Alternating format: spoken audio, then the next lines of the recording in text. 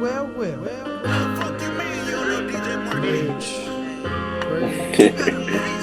may disagree, but up to me, it's a fact. They're paying running backs, it ain't no fun in that. Yeah, the sermon about to start, so I hope you know your stats. And if Kev get it wrong, then Rashad gon' have his back with the facts. Matter of fact, all we do is say wins. When wings, congregation say amen. Trades, debates, wins, losses, the latest news. But Prophet Kev speak, he got him saying hallelujah. Welcome to Preach Kev Preach with Rashad. We are the Prophets. Hidden episode, another sermon coming at you from Wildcard Sports. We are on Wildcard TV. Rashad, bro, what's going on? Oh man, another week. Off to a great start. We got football season over with.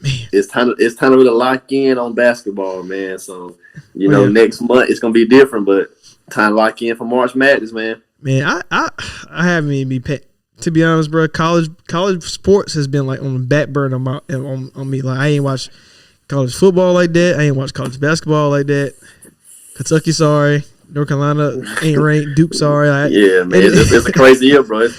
It's time to start locking in though, because you got to look at how it's gonna look come March Madness time. Now we got to have a little tourney. Got to get a little bracket going, man. Gonzaga bus over here. Let's go, Mark. Hey, it's time to get it. If it's a year to win it, this a year to win it for real. Because no Kentucky, no Carolina, like they really been the best team on the market. So exactly, this the year to do it right here. Exactly. As every show, we're gonna do our patented Kawhi Leonard. What it do, baby? Yeah. What it do, baby? Man, that's my guy. We know with Wildcard TV, Wildcard Sports, we're invested in this brand, right? We about to build it, right? We're gonna at some point we're gonna dominate, right? And I want to dominate like the Bucks of 2020. That's the domination where I got to be on Super Bowl. And that's where we're gonna start the show at. 31-9, bro. Man, I was leaning Bucks to win the game. I thought it would be a shootout. I was thinking it'd be one of the better Super Bowls we ever saw. Yeah, but that ain't the case. Kansas City not getting a touchdown at all. That's crazy. Yo, I probably would never like even imagine something like that. Like, bro, I saw a tweet. Somebody put a bet on Mahomes not having any touchdowns, and like that was crazy. Yo, like, I forget what the winnings was for like what they put down, but to even have the guts to bet, to do that is crazy. Man, that's crazy. I know I would never do that, and you see, I would have been wrong. But 31-9, I think to start off, let's talk about the Chiefs real quick. So you're talking about Mahomes having 500 yards of scrambling, bro. From that stat alone tells you what kind of game it was for him. He like that stat. That's unheard of. Like Lamar Jackson had 1,000 yards in the season. That's a total score, like total yards type of thing. Like the team had this many yards of offense. He had that just from running around, running for his life. But he was running. I know people are gonna try to blame it on the old line being banged up and all that kind of stuff. But you do that coming into the game. Yeah. And some of those plays, I mean, he kind of put himself in predicament to get flushed out the pocket, and some of that was Reed and Bieniemy not calling plays to get the ball out quicker. Like it just certain stuff you got to start seeing. Like Todd Bowles, shout to him MVP for real, because sending the corners on blitzes and like just certain stuff they were throwing that was crazy. But the fact that Andy Reid and Bieniemy didn't adjust to those. That basically is a cover two. They didn't adjust to cover two. I mean, you got to make an adjustment. You got to get them out of cover two. You can't let them play cover two against your offense the whole way. They didn't adjust to anything. He had somebody over top for Tyreek Hill every time. And you realize that this Legion of Zoom with speed is not going to work all the time. I mean, Kelsey had a couple of big drops. I feel like they could have ran the ball more early. It didn't. But for the Chiefs offense, you knew that Tyreek Hill wasn't going to have the day he had last time, so how was you going to bounce back? Remember last week I asked you, I said, who would you rather stop in this game, Tyreek Hill or Kelsey?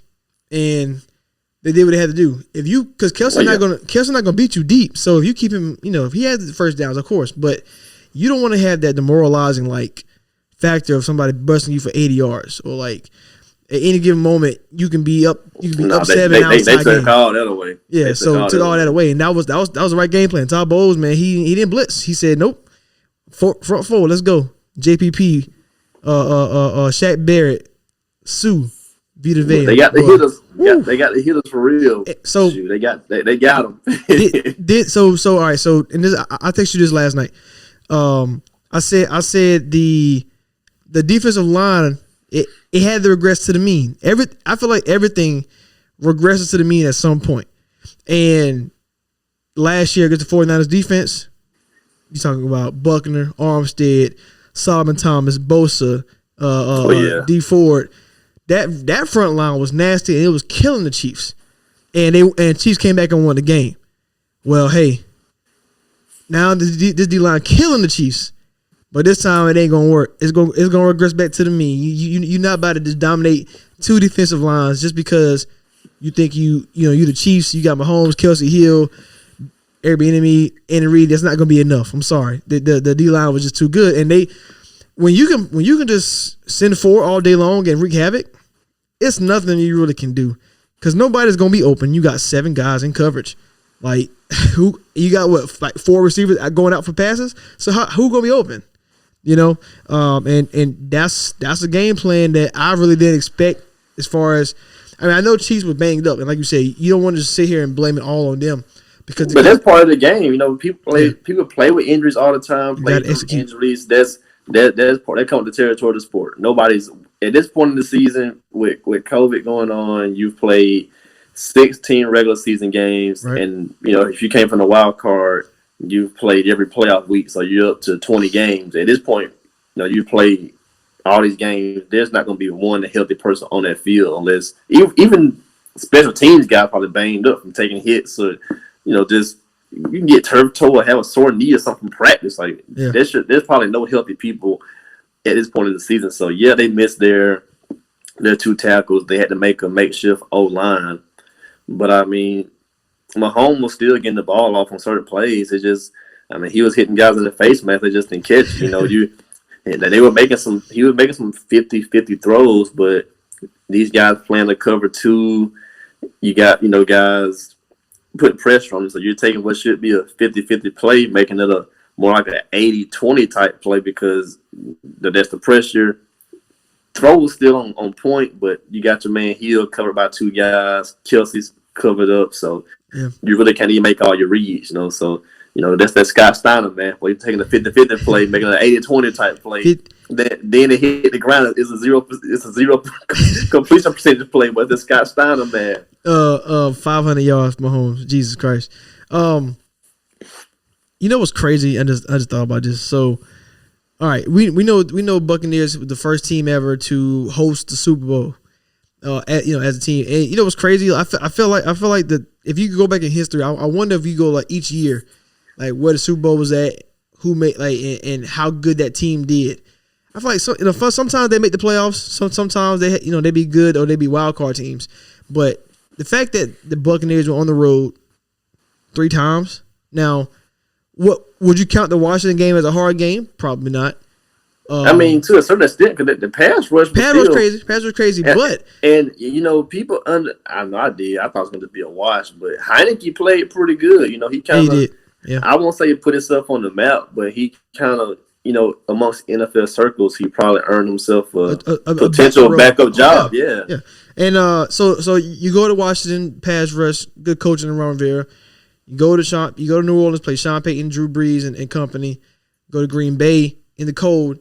And you beat Aaron Rodgers, Matt LaFleur and company, and then you get a home game. See, that's never ever that's to think that that's never ever happened. And I know we didn't have fans and we didn't have like the most fans you could have, but that would have been so crazy how you're on the road constantly. That's already hard to do, and then in the day, whew, so glad I get to go home. Like I thought that was pretty unique, and that's why. You want to be the whole Super Bowl, so you have that chance to get a quote unquote home game. I think the closest team to it last couple of years was maybe Minnesota when they lost to the Eagles. That I think that was probably the only one I can think of as far like had like he was right there on the cusp of doing it. I can't think of no team right now, but that's pretty crazy. Obviously, we got to talk about. No, it's a rare thing because half the NFL is cold weather, half is warm weather. So you'll never get. I mean, outside of that Seattle Denver game, you'll never get a team in a cold weather spot. It's gonna always be a warm weather spot. The Calis, the Floridas, or the domes. The cold. If you got a dome, it's always good. Yeah. So if you got a dome, something like that, Detroit's one of the only in Minnesota cold weather spots that have domes because you're not putting a Super Bowl in New England or Buffalo. Minus 5 degrees. Well, who going out there? Not me. Yeah, you're not doing that. I mean, you're not putting a Super Bowl in freaking Denver, Colorado. Yeah. Another one we'll talk about. So we got to talk about Todd Bowles, his dominance. I just want to mention his name. I know we talked about defense already.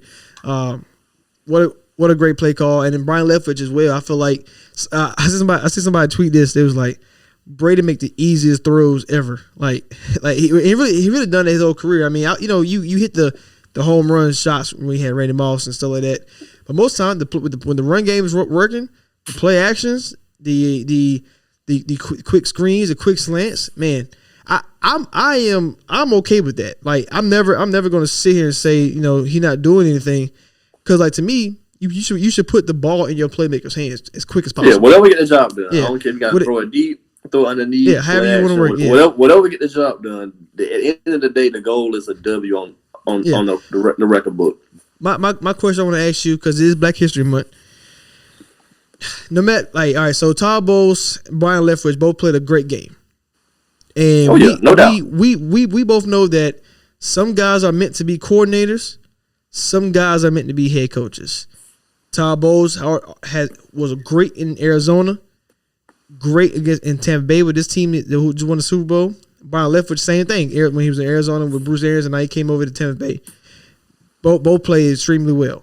Do you think they're gonna have a real shot at being a head coach, and do you think they deserve that shot? Because like I said, some guys are not meant to be head coaches, and I'm saying this because one, you already know the what's going on in the NFL with coaches being the minority coaches getting head coaching jobs. So with Todd Bowles, with Byron Leftwitch, obviously this they can't get a job this year, but going into next season, let's say Tampa Bay make the playoffs and let's say they lose wild card weekend. Byron Leftwitch have a good season again, so does Todd Bowles. Do you think they still have a realistic chance of being a head coach, or do you think what Todd Bowles did for the Jets and teams being a little shaky on giving Byron Leftwitch a shot, do you think that's going to happen? Because I'm sitting here thinking Bowles played great, but I feel like why do I feel like him and Arians together is so much more than him going and running his own team? No, certain guys just have those kind of bonds, those connections where you get the autonomy of Arians trust this guy. He's not going to meddle in the defense. Bowles, I trust you. Do your thing. He's been with Byron for a while, so they have a familiarity as far as, schemes and play calls, stuff like that. So as far as, them getting a job and leaving his staff, they're at their peak value right now. So it's not they get a job right now because all the jobs have been filled. So you're basically hoping that they not repeat Super Bowl wise, but just kind of duplicate this next year, and maybe they'll get some coaching interviews and stuff like that. But the ultimate goal is to be a head coach. It's only 32 jobs, but just knowing how the NFL works as far as the black coaches, and you got to apply the running rules. So they'll probably both get interviews, but will they really get hired? Who knows? And then when you kind of start forecasting what could be the potential jobs on the market next year, I really can't see either guy getting one of those jobs because you look at a team I think Denver could be in the market for a coach if Fangio doesn't pan out. Yeah. So they may zig to an offensive guy. Maybe Byron gets that job, maybe not. You just never know how those kind of things vibe with certain teams and what direction that front office wants to go in. So Todd Bowles had a 10-6 year with the Jets. Then he was 5-11, 5-11, 4-12. So track record wise, as a previous head coach, with that record, and he already been a black coach, already on a shorter leash anyway. Right. He may get a nod, but to me, if I'm Todd Bowles, knowing that I think he's like 57, 58, you have a short leash as a head coach. So if it's not the perfect ideal situation, I wouldn't take a job, because most of the jobs are already kind of filled, so if you take a job, it's gonna probably end up being a mediocre to bad job, because most franchises just hired their guy of the future this year or this past year. So outside of Denver, I know their fans just gonna probably be on the market as far as hot seat wise, and then you're looking at like Bears, who else? Bears, I guess. Yeah, like maybe Bears, but that's probably about it. I mean, I really can't think of any other job that's a hot button job, because everybody else, NFC West, NFC South, we're talking about, and even NFC North, like Lions just hired their guy, LaFleur, Zimmer. So outside of like 3-4 spots, there's really not a whole lot of jobs out. I'm sitting here thinking, I'm like, yeah, because like Raiders, Gruden locked in. Reed's in Kansas City, so like Chargers, I'm not sure what Chargers. I mean, unless it's a one and done. That's the only. Yeah, this is a one and done type of situation. Yeah. Yeah. So I mean, I just can't see where they would land a job there. Honestly, like Yeah, and to be honest, sometimes it's smarter. And I think Eric Bieniemy deserves that job. I mean, deserves the thing. But I feel like the same thing with him is like I think because Andy Reid is offensive. That's why he should leave. If that makes sense, like because they're on the same side of the ball. Like I feel like with Todd Bowles, I feel like he's the head coach of the defense. Aaron's the head coach of the offense. That's how I kind of like look at it. Like you know what I mean? Like that's kind of how I picture it anyway. Just like with Belichick and McDaniels and how Salah and Kyle Shanahan were. Like that's how kind of how I see it. So yeah. So I think you're right. Todd Bowles, unless it's a perfect situation, don't leave, because you're talking about Antoine Winfield Jr., a rookie. Devin White in his second season, right? Vita Vea, one of the best defensive linemen. They're gonna lose Shaq Barrett more than likely. With the way Shaq played, he's gonna probably go get a huge contract with somebody else. I don't think he'll stay in Tampa. Did Antonio Brown sign 2 years or just 1 year deal? I think it's like a one year like incentive laden deal. Okay, so all right, but they can probably get AB back, because Godwin's a free agent too. Right, so that's what I'm about to ask you. If Godwin, would you rather franchise tag Barrett or would you rather franchise tag Godwin? Because you might as well pay Barrett, because JPP. I mean, he's good, but he's not Shaq Barrett young. Like it's a weird thing. Like if you had to choose one or the other. I mean, stuff like that, you really can't choose, because, like, even if you let Barrett go, I mean, they go Clowney out there, like, like you can always get another pass rusher. Like those guys, I don't know, not growing trees. I'm about to say I don't know. But great pass rusher versus a great receiver, I don't know whichever they have. But like with that defense, it's like you got the pieces already kind of there. So if you lose Shaq, you want to just plug and play somebody else. So like, let's just say, if Shaq get too expensive, a guy like Clowney, who already just plays up, he can come in and take a little discount. Because like Shaq value from this Super Bowl in the last couple of years, like he's up here. Yeah. And then you got a guy like Clowney who a little banged up, got a little wear and tear on him. He may come in value a little bit lower, so you could probably get him a little cheaper. So, and then now you've proven you can win. So a guy like Clowney might want to slide out there, or somebody else may want to slide over. So, stuff like that. And you got like Godwin's young, he's a receiver, but Brady love AB. Does AB want to come back?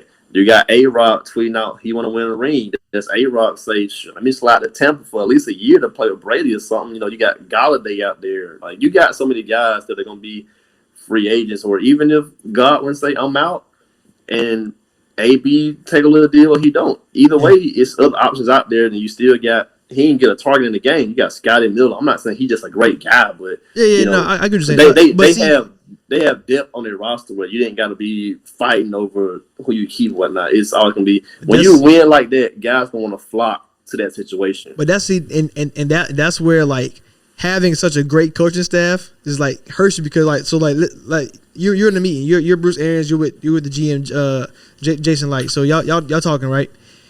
And you know Byron Leftwitch doing the offense, Bowles on defense. You gotta choose one. It's like either do I help Bowles out, or do I help Leftwitch out? And like you lose a Godwin, you probably don't bring in a Galladay or A-Rod because you might as well just pay Godwin if that's the case. So they did draft Tyler Johnson and they do have Scotty Miller. And that's why I feel like with if AB comes back, you still got OJ Howard and you got Mike Evans. I feel like that's still enough. Well, you know what I'm saying? Because you got a superstar Mike Evans.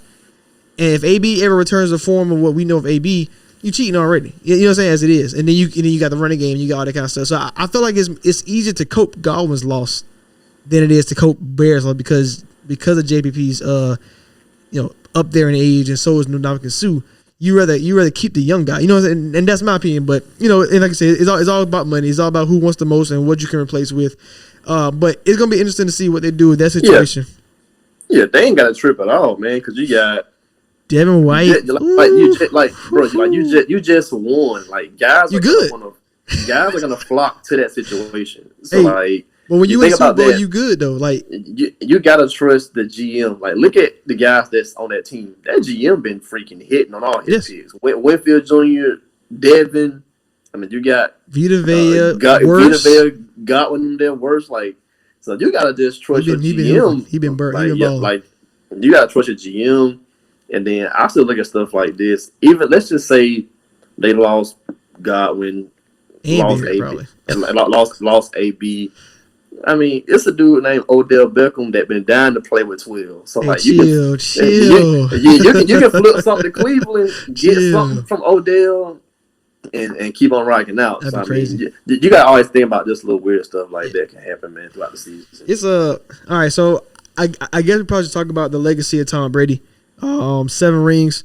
See, now I don't want to come off as a Brady hater, so I probably won't say as much as I want to say.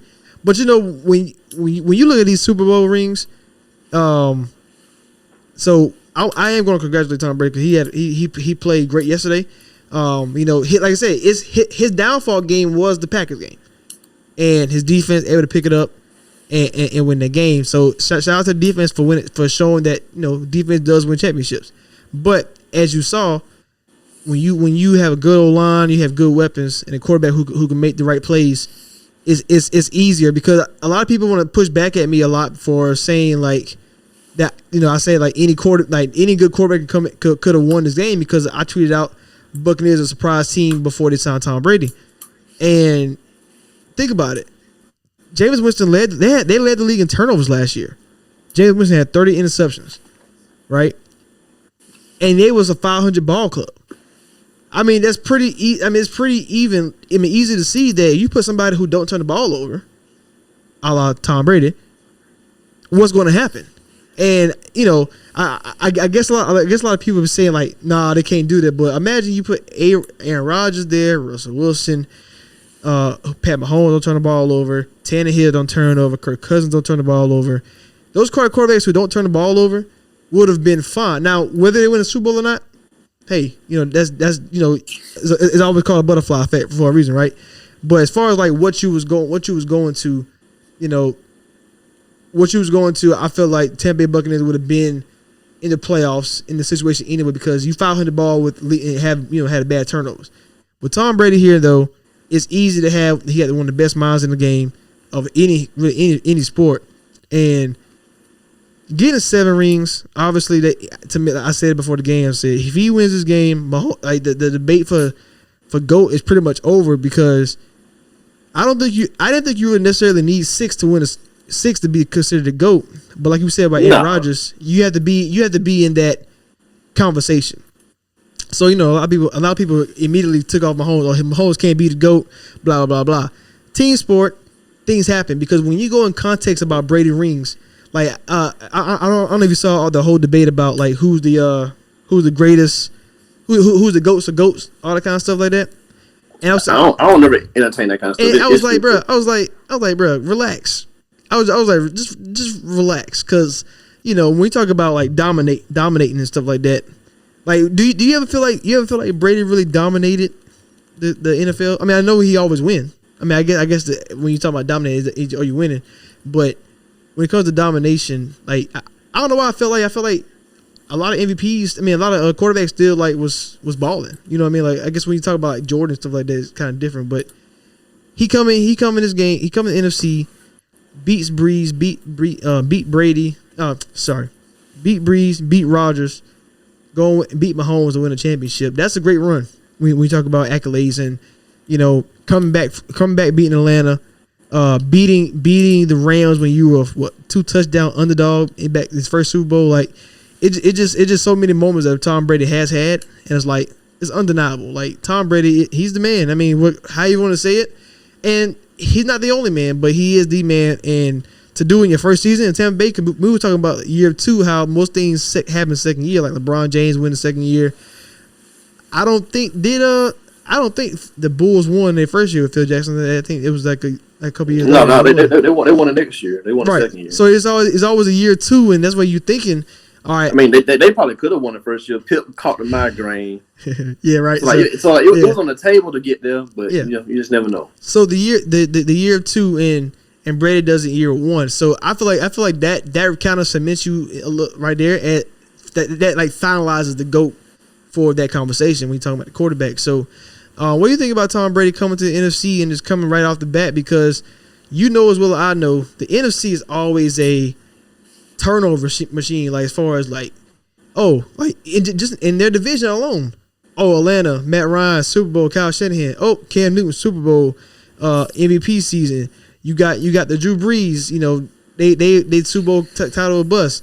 He got the Bucks. You know what I'm saying? Like, and just that's just their division. You talk about NFC West. All 4 of them made the Super Bowl in the last 10 years. NFC North, Bears and the Packers made a Super Bowl. Like, and then you got the NFC East, where Giants going to Super Bowls, Washington winning divisions, Cowboys winning divisions, Eagles won the Super Bowl. Like, it's so the NFC is like so wide open, and like he came right over here and did what happens. Like I'm not saying it was easy, because it's not. I think NFC is like the hard. I think NFC to me is harder than the AFC in my opinion, just because you always have I guess I shouldn't say that, because like you always have a shot. Like if I told you Cardinals made playoffs next year, you probably wouldn't be shocked about that.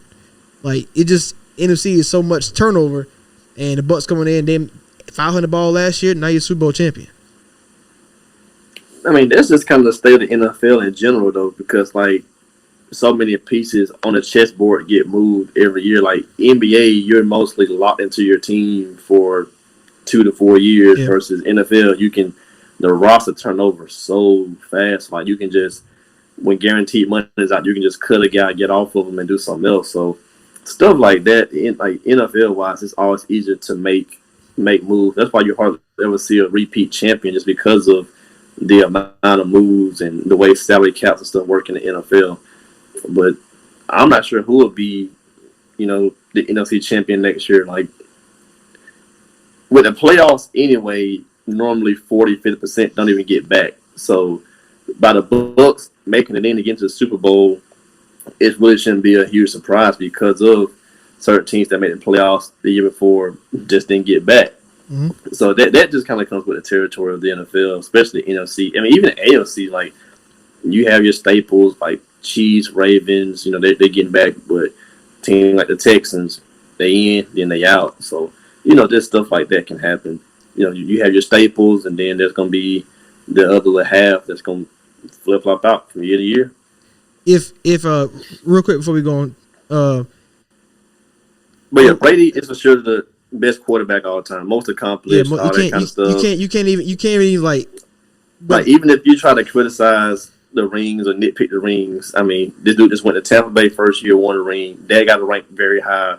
28-3 comeback, that got a rank very high. And the Rams, the Rams one, that really what does it for me too, because they was a 2 touchdown underdog, bro, and he went in as a 1 year, like barely a 1 year starter, and won a Super Bowl. So yeah, stuff like that ranks pretty high. I mean, even if you just start like nitpicking his legacy, like just all throughout, 16-0, 3 MVPs, like you just start nitpicking small stuff, and wherever you try to debate or he got stack something it up, at you. He's gonna still stack up with everybody else. Like the only thing that he'll probably lose debate wise is freaking Peyton Manning got like 7, 8 first team All Pros, and the most QBs only got like 4.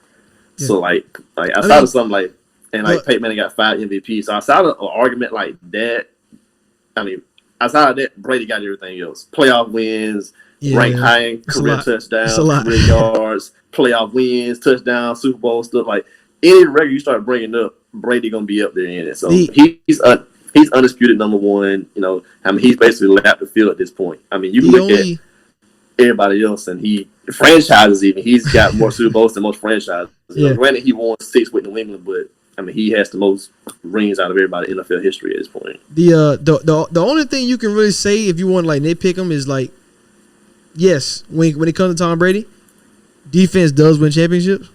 Like every championship he has, it was like top 5 in scoring defense. Like this is so like it's not like the year. Remember Mahomes? What 18? They lost. Brady beat Mahomes in the conference championship game. Yeah. Like that was the worst. Like, that was the worst defense ever. Like historically for like Kansas City Chiefs, and the fact that it was there in the first place. Like I think that's probably why you even have the pushback, because like you're talking about just I'm not trying to get into this really, but like the Seattle Super Bowl. Like we all know Pete Carroll them stupid for not winning that Super Bowl. That's not on Brady. That's not Brady's fault. That y'all want to that's still a credit to him too, because he had to go down and make the drive. Seattle just got the ball back. Yeah, they just threw the pick. So I mean, like you're right. You're right. Yeah, you can. When it comes to stuff like that, you can nitpick either way. But he had to go actually put points up on the board to force Seattle to have to go make a play down there like that. I'm about to say the only real thing. All right, so when did he win his 4th ring? What year was that? 14. Yeah, and it was like a 10-year gap. So I think that was like 14. 20. I think it was like 2015, something like that. So somewhere around there. So that's really your only, I guess, your only big knock, I guess, is the fact that he didn't beat the Giants in those, the 2 years he made the Super Bowl. As far as going 10 years out of Super Bowl, but that's everybody. Low key, think about the Breeze. He won a Super Bowl since 2009. That's what his Super Bowl ring is a teenager now. Big Ben ain't won a Super Bowl since 2008. I mean, that's how it goes. It's hard. Like it's hard to get back. Like the years start flying by. Like Rodgers won 2009, 11, somewhere around there. And then look, so it's been like the years start flying by. A guy get injured here, there. Your roster turn up a little bit. Salary cap changes. I mean, the league starts shifting, and it's just certain stuff. I mean, it's hard to do it. It's remarkable. It's hard to even sustain winning 10 games, winning your division titles, but let alone keep getting to the Super Bowl and winning. So, and the fact that stuff can change quick. And the fact that he got 7 and went a 10-year drought. That's crazy to even say anyway. Like, bro, the fact that half his career he was even in the game. Yeah. And then you think about almost 65-70% of the time, he was at least in the conference championship. Ooh, that's a crazy resume, bro. You made it to the Super Bowl basically 10 times, and then you're looking at you was in like 13, 14 conference championships. So you could have got there an additional 2 or 3 times with some breaks here or there. Yeah, and he all right. So I know just you gotta explain it. We'll talk about it later at some point in life. Tom Brady, do you really think is he more LeBron than he is Jordan? And the reason I say that is because I feel like LeBron has lost. We talk about his rings too. Like longevity, and then like the losses that LeBron has versus the wins should have been flipped. Like he should have beat Mavs, but should have lost to the Warriors down 3-1. Brady should have beat the Giants, low key both times. But should have lost Atlanta, should have lost Seattle. You know what I'm saying? Like it probably would have been the same thing. You know what I'm saying? Like, but so the Super Bowl is hard to get to, as you see, hard to win for Brady. 10 years without having one, and he still got 7. So before we go into basketball, last question I want to ask you: Does Mahomes pull a Marino? Like, what do you think is because if Brady ain't win one in 10 years. Mahomes had one last year, got to this one back to back. You're talking about how financially capped they're going to be at some point.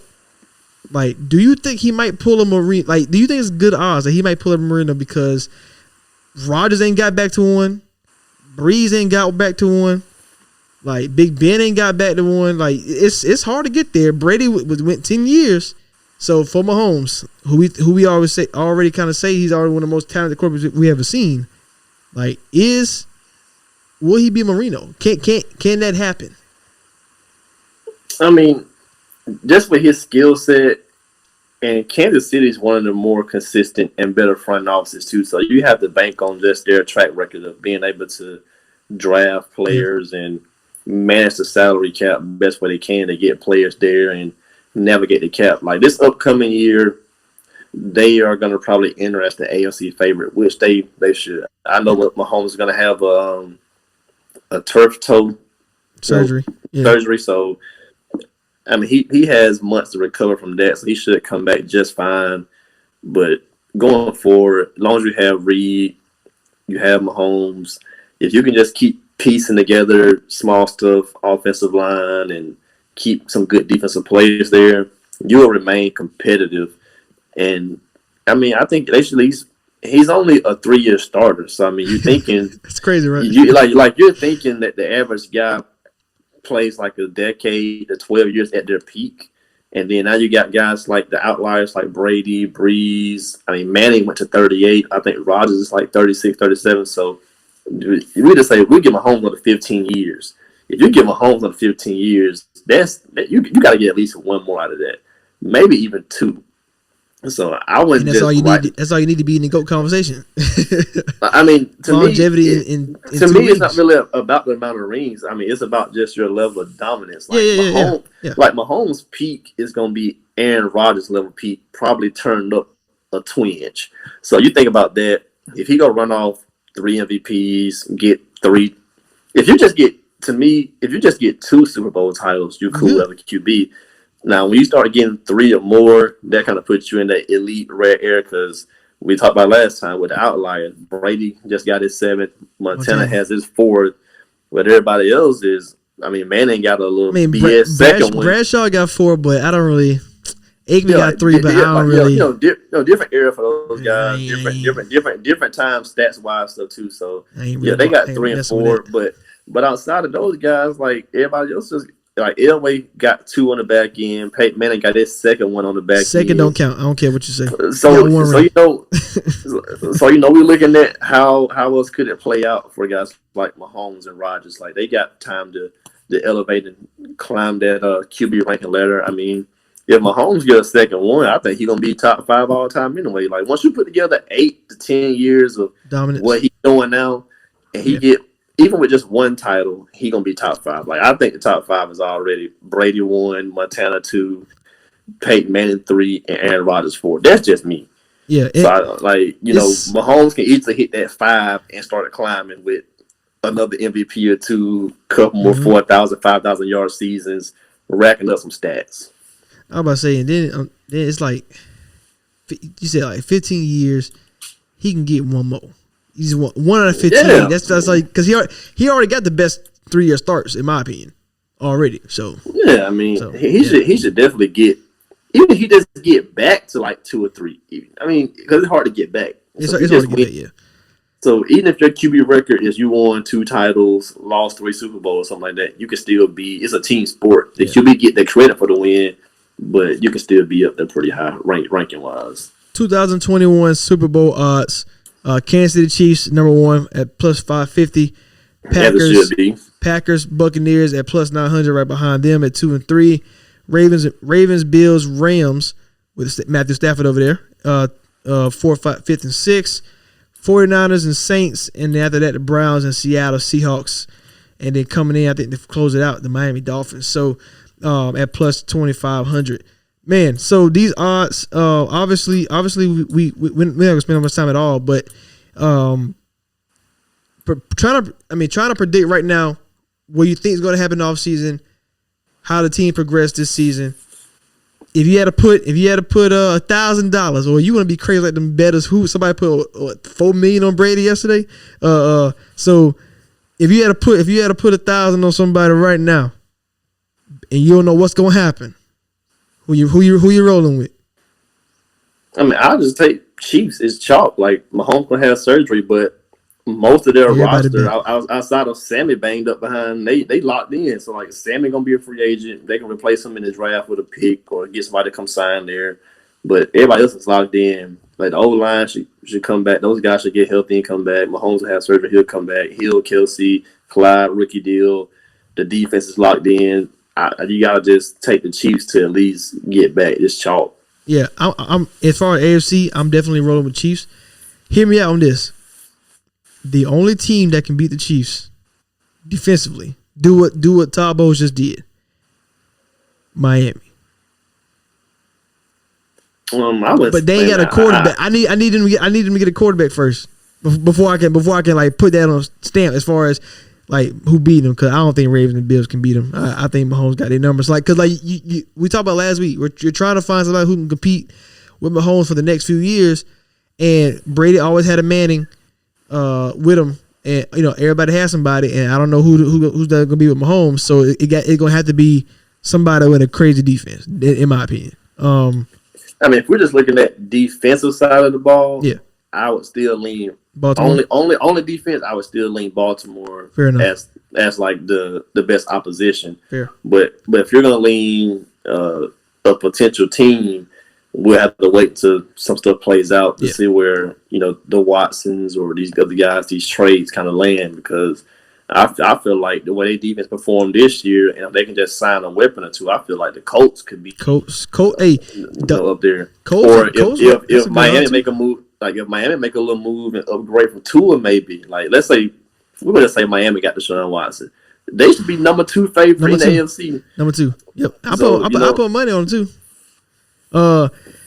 NFC is so hard because like it's such a revolving door. Oh yeah. Like because everybody, I mean, the Saints the only team that ain't been to the Super Bowl as far as like up here in the odds. I mean, you can say Cowboys and Vikings right there. Hey, shout out to my Vikings, bro. You know what year it is? It's an odd year. You know what that means? It's 11 wins. but like you know what I'm saying? And Cowboys year 2, maybe that's the year Cowboys get there. So it's so jumping up. I couldn't even bet on NFC. I couldn't do it. NFC, I gotta wait to see how stuff play out, because I want to see if Washington makes a move for a QB, they could jump up to 10 wins and stuff like that. Yep. And then of course we got the Stafford trade, and we got draft and free agency coming up, so that's gonna really turn a lot. But just as of today, if I was forced to pick an NFC favorite today, I'll go Green Bay. I would say I might have to go Rams. I'll go Green Bay. Maybe Rams. I know I'm not going Seattle. I can't go Saints because I can't go Drew Brees. I'm sorry. Like he's not good anymore to that level. Like, I can't go Bucks. They just won a title, because repeat champions never happen. That's why Chiefs lost.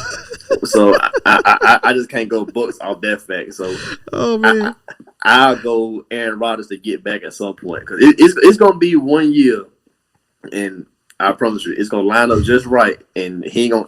Whenever you play Rodgers twice, you always beat him. Like 49ers got him, Bucks just got him. It's gonna be a year coming up soon. He gonna just get somebody off the win like just one time, and he gonna dust them off, and he gonna be in the Super Bowl. Hey, so we gotta check that schedule and find out who that team is, because if they beat them once, I'm putting my money on them. It gotta be somebody he don't run into twice. Because when you run into a team twice, it's hard to beat. Yeah, like he got that number. It be certain teams that just match up with him well, and that's what happened. 49ers just matched up with them well last year, and same thing with Bucks this year. It's just certain teams. D-line. Yeah, it's just certain teams that they just can't get past. So, all right, let's go to the NBA, man. So before we get out of here, just a little about trade rumors, buyouts, best destination for certain players. It's not even a long list. First, let's just talk about D Rose going to the Knicks. Don't understand why. I said the only person it made sense for was Dennis Smith Jr. to see if he can get playing time. Go get some minutes. That's about the only thing happened for real. So D Rose to Knicks, and we thought about it. D Rose need the ball to score, right? So where can he go? When you go down the list of point guards, it's hard to put him somewhere. I feel like he's more of a Jordan Clarkson type of role, where he's a scorer off the bench, and that's all you can ask him to do. But for the Jazz, where's their second best player located at? Right, Gobert on defense. So he's not so Clarkson wouldn't take away from nobody. So I feel like at all the teams, the Knicks is probably the best destination. Like when you sit there and go through the West, you're not going to find a team. Clippers, Lakers, Jazz. You can't go to the Jazz if I say Clarkson type of player. You can't go to the Suns. Chris Paul, D-Book play the whole time. Spurs going young at the guard spot. Nuggets got Jamal Murray and Gary Harris there. Blazers, Dame. Warriors, Curry got the ball in his hands a lot, and Draymond run the offense already. Rockets already got John Walls. No need to go Derrick Rose. And then Grizzlies got John Morant. Fox is on the Kings. So like you can't even go West. So you gotta go East. Sixers, nah. Bucks, you already got DJ Augustine off the bench. Nets, ain't got no money for nobody. Boston already got their guards. Pacers got their guards, and they got Karis LeVert, who plays the same type of role that I want Derrick Rose to play. Hawks, no. Hornets, too many guards. So Knicks, perfect. That's the perfect destination. Yeah, it just boiled down to the connection. I mean, Tibbs. Yeah, that's New York market. He has familiarity with some of the front office, so it just makes sense connection wise to get the deal done, get him out of Detroit. Yeah, so we'll see what that does for down the line because you still got quickly. You got Everett Payton, who both are playing good basketball this year. So we'll see how D Rose fit into all that. We're gonna not spend too much time, man. I think this is a big segment right here to end the show. Really, you heard about the room about Lonzo and Levine, Dipo, those type of guys are on the trading block. Do you think Chicago should get rid of their best player? Like I don't feel like a team who want to win should do that.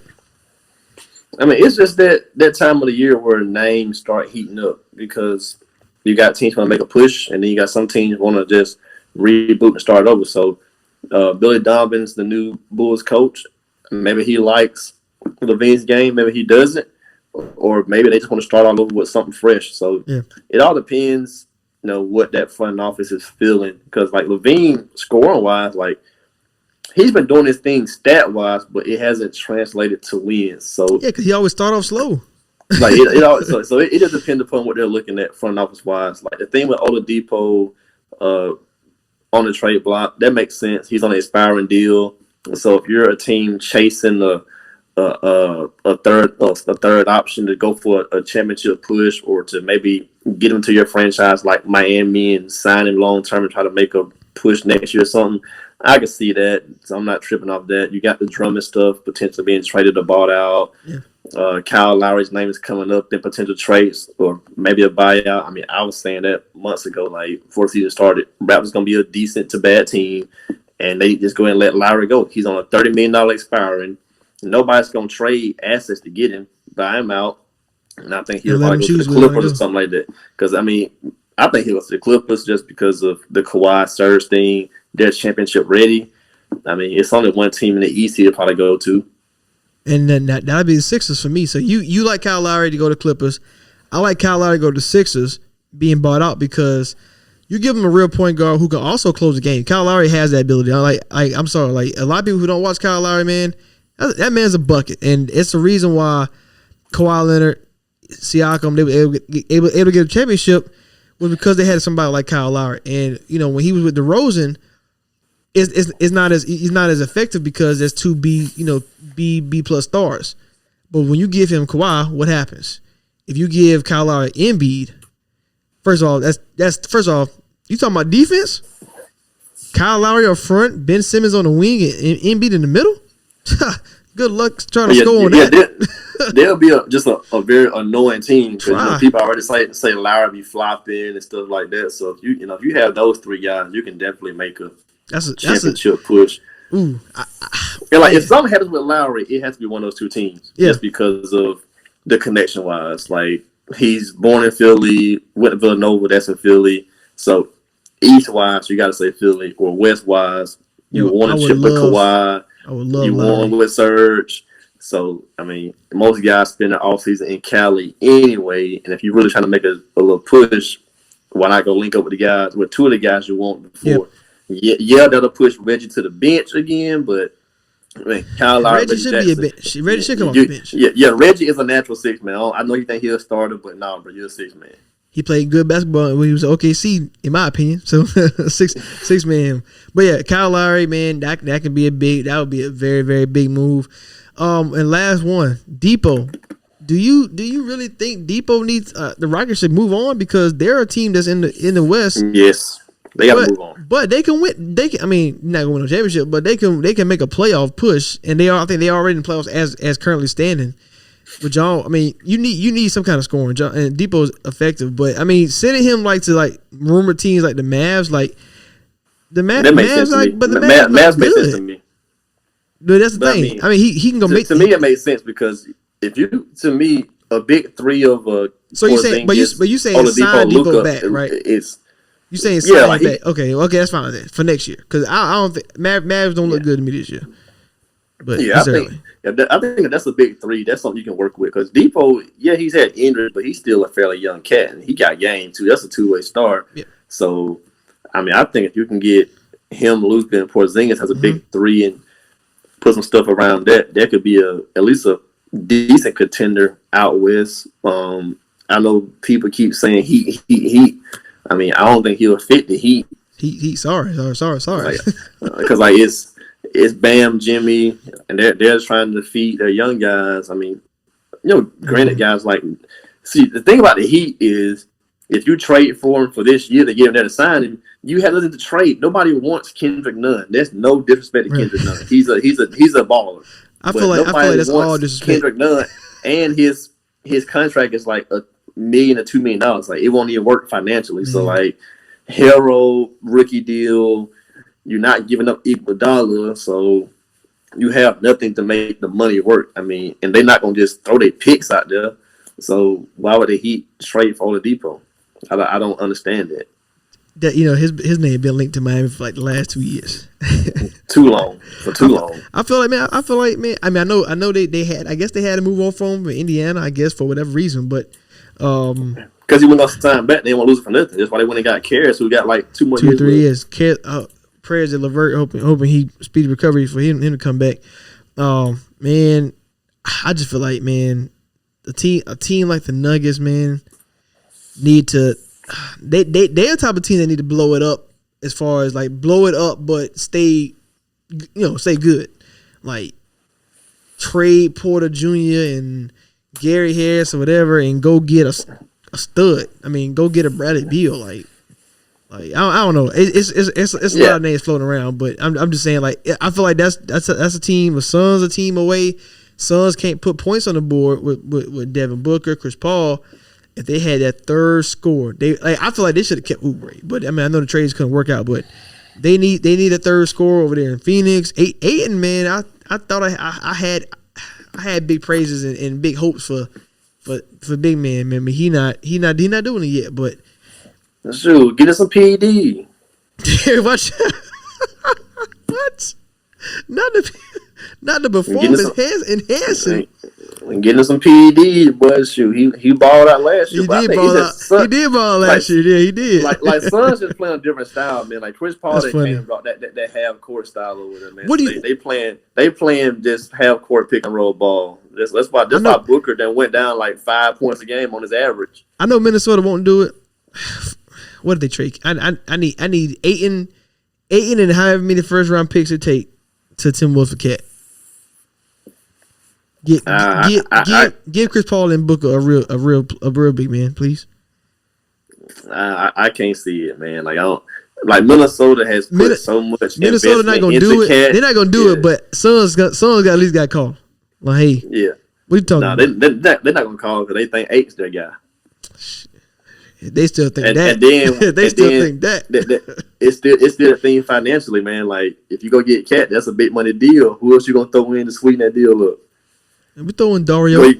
Cause you know what Chris Paul making. We're throwing Dario, man. Sorry, man. Those little sorry, he probably made about $12 million. Shoot. Let me look at it. Hey, I'm always trust James Jones, man. My boy James Jones know what he's doing over there in Phoenix. Hey, he moving pretty smart right now. He know what he's doing. I'll trust Phoenix over the next couple of years to be a solid team. I mean, they good enough. They got Chris Paul, so I mean, he won't last forever. But I think they are kind of building a foundation to be a decent team. Yeah. Shout out to the East, man, for still being 500, but half the playoff teams under 500. Yeah, it's terrible, bro. Freaking terrible. That's crazy. we still for everybody don't know, man. We bet every day. So I keep checking my phone, seeing if I'm gonna win something. checking them lines, Yeah, the game's looking pretty steady right now. Nothing too crazy. Not too crazy. Hey, so that's our time for tonight, man. Y'all make sure y'all following Wildcard TV on YouTube. Make sure you follow us, Preach with Rashad podcast on all platforms. We are the Prophets. Rashad, anything you want to say before we get out of here? Oh no, man! Just catch us on the YouTube TV. Shout out to Wildcard, man. Shout out to Wildcard, man. We'll be back next week. So Preach with Rashad. We out.